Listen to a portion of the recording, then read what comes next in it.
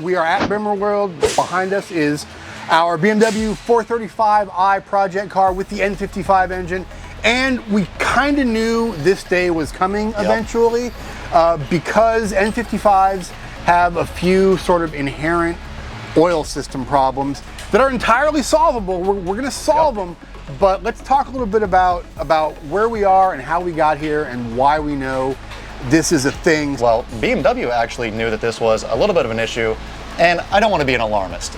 There are plenty of people out there using these things still fully fine. You know, using a quality oil is certainly a key thing to help protect those bearings, but if we can make it better, why not?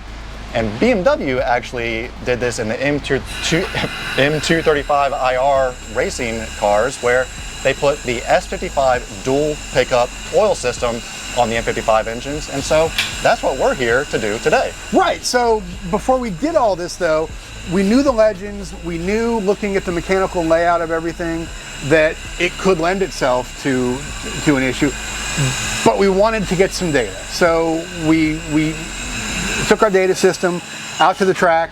You guys suggested that not only we log oil pressure data, but you wanted to see a couple of other sort of key factors along with that oil pressure data. So tell me about that. Yeah, you can see that when you're under a braking scenario, you're going to lose oil pressure because all of that oil is heading to the front of the sump where there is not a pickup. And well, the key thing here is when you get back on the gas, does that oil pressure come back or does it not? And looking at the data with JG, there was one little spot that was like, I don't know how I feel about that. The great thing about BMWs, other than getting to park wherever you want, right over the line, is these engines are very, very modular. And when they upgrade these engines, they tend to start with the same ingredients and just bolt cooler and cooler stuff onto it at the factory. So BMW has already solved this. And I believe the first time they solved this was in the M235i Racing, which used an N55. Yep. Slightly different version of this, but same architecture. Yeah.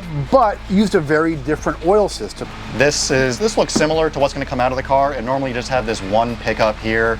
So now we actually have a pickup here and here for feeding additional oil into the oiling system to help reduce any chance of cavitation and keep this baby full of oil pressure. So that's awesome. So this is gonna feed the main oil intake here, which feeds the engine. Yep.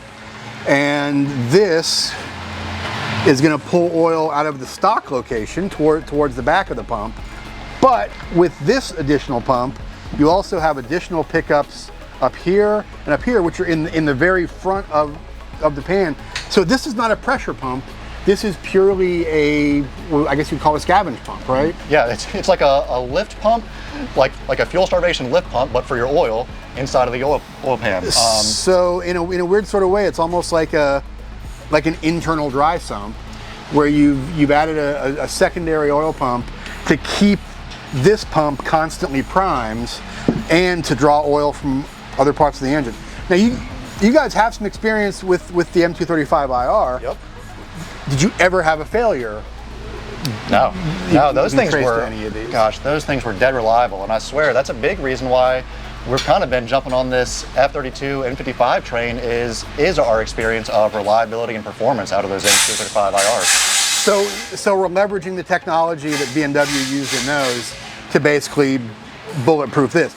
Now, you guys sell a whole kit that this is bolt-on, but does require a different pan, right? It does require a different pan. So this is the S55, M3, M4, M2 competition oil pan. Now, what about fooling this oil level sensor a little bit, maybe raising it up a little bit? And... So, oh, look at that, you're way ahead of me. We've got an oil level sensor spacer kit that we're going to put in this thing, which you think, spacer, isn't that going to space the oil level sensor down and make you read less oil? Well, no, because what this is a much longer sensor than the factory sensor that came in these pans.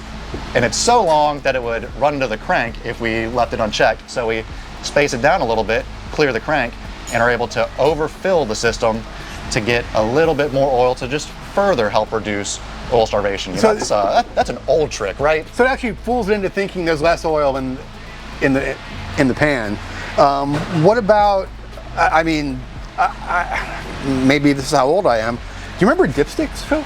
I do remember dipsticks. Yes. And is that a thing anymore? Yeah, the M235IRs actually did have a dipstick retrofit on them, and we may look at doing that at some point just for simplicity of being at the track and be able to check your oil quickly.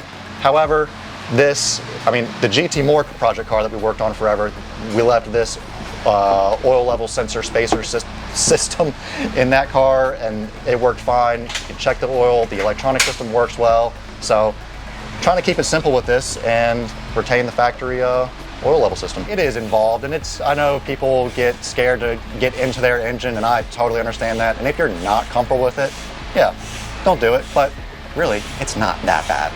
And if you get stuck, just give me holla. All right, thanks, Phil. We're gonna get back, watch some of this, and we'll see you under the car.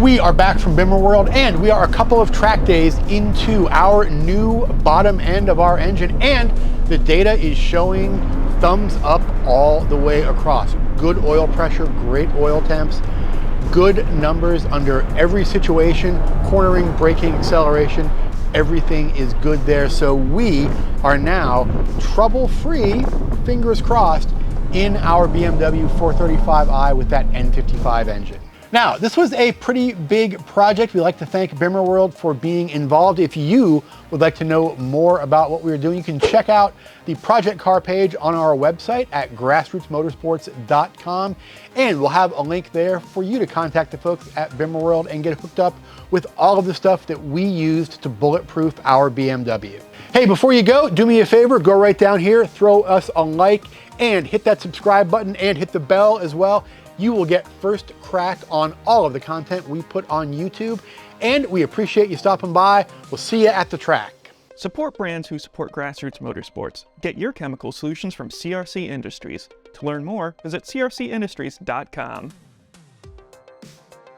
Want to see more content like this? Make sure to hit that subscribe button and like this video.